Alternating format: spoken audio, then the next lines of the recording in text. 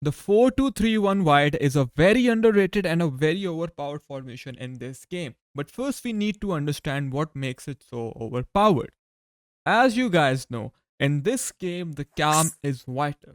Whichever formation provides you with two CDMs and a cam is really good. We have seen Matthias Bonanno use this formation in the Premier League and many other pro players who were using it. And I have been told about this formation since a long time. The only reason I preferred 4-4-1-1 over a 4-2-3-1 wide is because of CMs and they involve more in attack.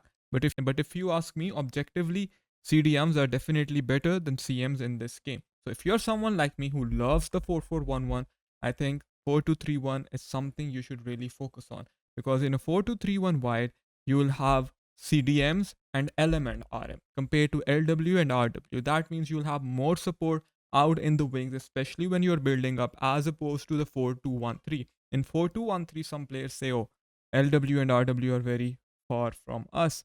So you can do what? You can play a 4-2-3-1 wide, use inside forward, or you can even use winger if you have this plus or plus plus role. Even without this, if you want to play first time incisive through balls, winger isn't bad. Someone like David Beckham playing as a right mid is very good in this formation. Now, for your CDMs, if you want out and out defensive CDMs, you can really lock it down using holding. Okay, holding is really good, but that way you'll have a lot of recycling options.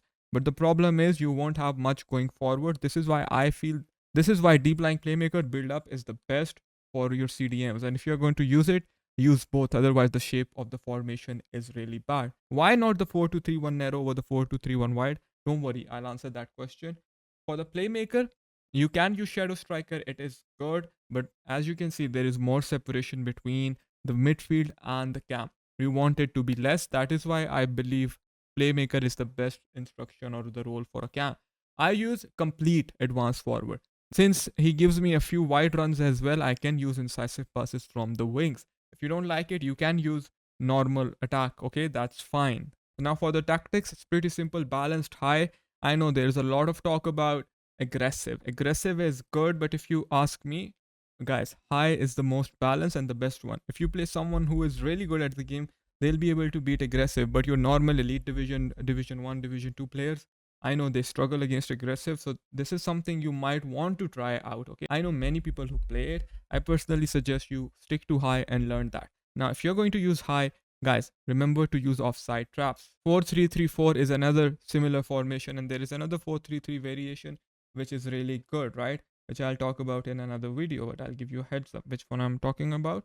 I am talking about the 4-3-3 holding variation. The 4-3-3 defend is just too defensive, guys. The holding variation, however, is really good to hold the ball and it gives you more support in the middle of the park as opposed to something like a 4-2-1-3. The 4-2-1-3 is great for out and out counter attacks. I still believe 4-4-1-1 is up there. That's my favorite formation. But if you can learn how to play with CDMs in a 4-2-3-1 wide, you'll get better results.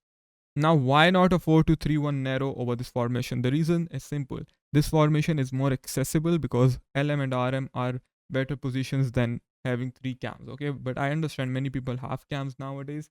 You can use that formation as well. It's really good, especially if you're going to play first time triangle passes from the wide cams, right? It is really good. But I prefer LM and RM. They sit closer to the CDMs and it is very similar to a 4-4-1-1. That is my favorite formation. But I do know pro players who are using this formation and focusing on the incisive passes from RAM to the ST. You can do that. It's definitely worth a try. But like I said, this is the most balanced formation in the game right now. It definitely is the most balanced formation in the game. There are no ifs, there are no buts. 4-4-1-1 is a more offensive variation of a 4-2-3-1 wide. So if you like 4-4-1-1, I'm pretty sure you're going to like this formation as well. Now, should you start it from minute one? I think you should, yes.